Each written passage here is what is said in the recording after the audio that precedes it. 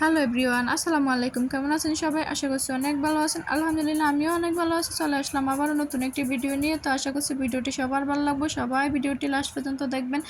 তো আমি আজ তো রান্নাবান্না করার জন্য রান্নাঘরে চলে আসলাম। তো এখানে আমি পেঁয়াজ রসুনগুলো একটু কুচি করে রাখছিলাম। তো এগুলো আমি একটু থেতো করে নেব। আমার বাটা মশলা শেষ হয়ে গেছে, একটু থেতো করে নেব। নিয়ে তারপরে আমি মাছ ভাজবো। তো মাছগুলো একটু ভালোভাবে পরিষ্কার করে ধুয়ে নিয়েছি। তো এখন একটু লবণ হলুদ মাখিয়ে মাছগুলো আমি কড়াইতে দিয়ে তারপরে ভাজবো। তো আমার ছেলে এই ফাঙ্গাস মাছ খায় বিদায় বেশিরভাগ ফাঙ্গাস মাছ খাওয়া হয় এখন। তো অন্য মাছ খাইতে পারে না। ও অন্য মাছ আপনার কাটার জন্য ও মাছ খায় না, আর আমিও কাটার জন্য অন্য মাছ ওকে দিই না। যদি একবার কাটা বাজে তাহলে বাচ্চা মানুষ বলতে পারবো না, অনেক কষ্ট পাবে তার জন্য। তো আমি এই তো মাছগুলো সবগুলো দিয়ে দিচ্ছি একে একে দিয়ে। তারপরে যে পাতিলটা আপনার এঁটো হয়েছে ও পাতিলটা আমি ধুয়ে নিচ্ছি। তো আমি কাজ করব, কাজের ভিতরে সব কাজ সেরে ফেলতে চেষ্টা করি। রান্নাঘরে যা আপনার এঁটো করি ওগুলো আবার রান্নার ভিতরেই আমি আবার পরিষ্কার করে রেখে দেই। তো একটু বাহিরের দিকে দেখতেছিলাম, বাহিরের ভিউটাও আজকেও ভালো। তো বিকালের দিকে একটু বৃষ্টি হয়েছিল। তো আমার মাছগুলো এক ফিটটা হয়ে গেছে, এখন আমি উল্টিয়ে দেবো। ভয় পাইছিলাম তাওয়াটা দিয়ে উল্টাই কিনা, না দেখলাম যে মাছগুলো সুন্দরভাবে উল্টাইছিল। তো ভালোভাবে আমি এগুলো উল্টিয়ে দেবো যত না ভাঙে আস্তে ধীরে। তো এক পিস আমার ছেলের জন্য রাখবো।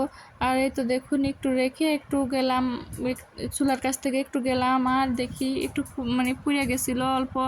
তো কি আর করার, ফেলে তো দেওয়া যাবে না। তো আমি তো মশলা কষিয়ে এখন তরকারিটা দিয়ে দিছি। আজকে পটল দিয়ে পাঙ্গাস মাছ দিয়ে রান্না করব, আর সাথে শাক ভাজি করব, তারপরে কিছু ভর্তা করব। তো ওইসব ভিডিও দিতে পারবো না যেহেতু আমার হাতে সময় কম। আমার ছেলেকে একটু আবার পিছনে সময় দিতে হয়, ও একা একা থাকে। তো আমি ওইদিকে তরকারিটা বসিয়ে তারপরে আসলাম একটু শরবত করব। তো আমার ছেলেও আমার পাশে বসে আছে, ও দেখতেছে আমি কিভাবে শরবতটা করতেছি। তো আমি তো লেবু দিয়ে ট্যাঙ্ক দিয়ে একটা শরবত করব। ওর বাবাও পাশে আছে, ওর বাবা আসছিল এই তো একটু আগেই। তো আমি ভাবলাম যে ওর বাবাও যেহেতু আছে তাহলে একটু শরবত করে নেই। আর গরম তো বেশি, রান্নাঘরে তো একটু গরম লাগে বেশি, তার জন্য। তো আমি তো একটু একটু করে সব কিছু নিয়ে তারপরে শরবতটা গুলাইতেছি। তো ট্যাঙ্কটা এটা অরিজিনাল ট্যাঙ্ক। আমি যতটুকু জানি যে অরিজিনাল ট্যাঙ্ক হলে ওটা একটু কালার কম হয়। তো এটাতে কালার কম কিন্তু টক ট্যাঙ্কটা। এটা অরেঞ্জ ফ্লেভার, টক হয়েছে কিন্তু। তা আরও লেবু দিছি। তারপর এটা ট্যাঙ্কটাও একটু টক, লেবু দেওয়া লাগে না, তারপরও আমি দিছি। তো এইদিকে আমার মাছগুলো তরকারিটা কষানো হয়ে গেছে, এখন আমি মাছগুলো দিয়ে দিচ্ছি তরকারির উপরে। তো দিয়ে তারপর কাঁচামরিচগুলো দিয়ে দেবো একটু পর। কাঁচামরিচগুলো দিয়ে কিছুক্ষণ পর আমি তরকারিটা নামিয়ে নেব। তো বাকি রান্নাগুলো আজকে দেখালাম না। আজকের ভিডিওটা এ পর্যন্তই, আর বড় করবো না। আল্লাহ হাফেজ সবাইকে।